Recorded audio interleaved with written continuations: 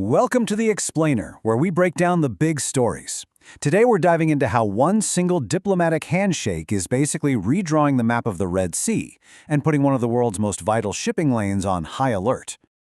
So, let's get right into it. What's all the fuss about? Well, we're talking about a political decision that isn't just a headline, it's sending major shockwaves to a region that's, frankly, critical for all of us and our global trade. Okay, so here's the spark that lit the fuse. Israel's government just made this stunning announcement. They are officially recognizing Somaliland as a sovereign country. And just for context, this is a region that has pretty much operated as a stable, independent state since it broke away from Somalia way back in 1991. And you gotta understand, this is way more than just about diplomacy or, putting a new country on the map.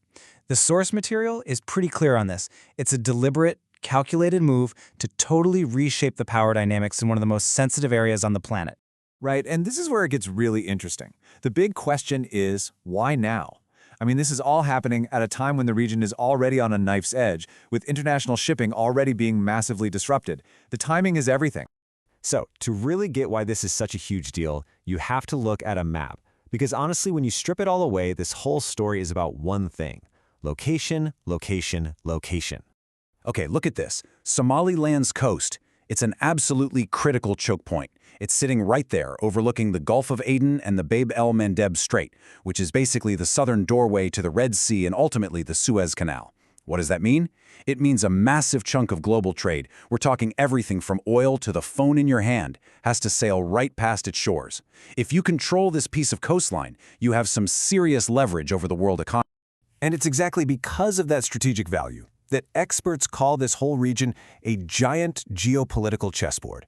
Think about it. Every single move one country makes, whether they're building a new port or signing some treaty, it forces everyone else to make a countermove.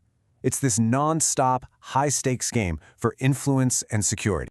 So for Israel, this is a massive play. It's a way for them to expand their influence way beyond the Eastern Mediterranean. They're essentially planting a strategic flag right at the southern gate of the Red Sea. This move repositions them right next to one of the most important economic arteries on the planet. And yeah, some analysts even suggest it might be a handy way to divert attention from pressures back home. All right, so a move this big doesn't happen in a vacuum, right? The neighbors are definitely watching, and they are not staying quiet about it. And you can see here just how nervous this makes two of the biggest regional players. Take Egypt. For them, it is all about the Suez Canal. Any instability, any change in the Red Sea feels like a direct threat to their economic lifeblood. Then you've got Turkey.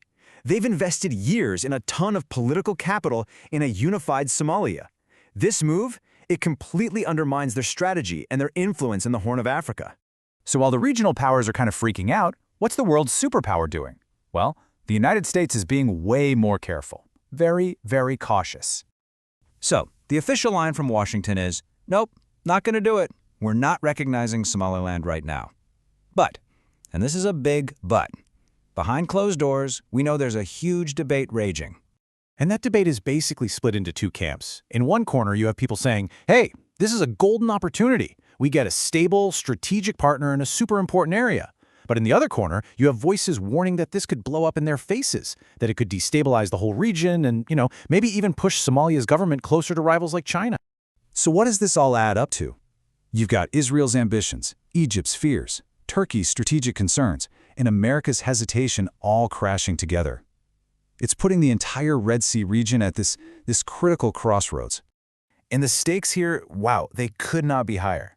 One analyst put it perfectly, saying that what gets decided here won't just impact the region, it's going to redefine who even has the right to draw the geopolitical map. This all leads to two very different paths forward.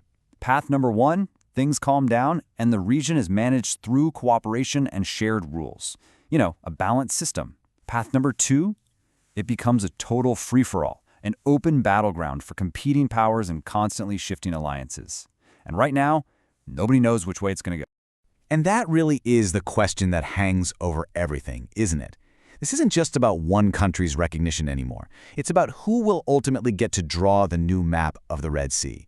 Who gets to control the arteries that keep our entire world economy pumping?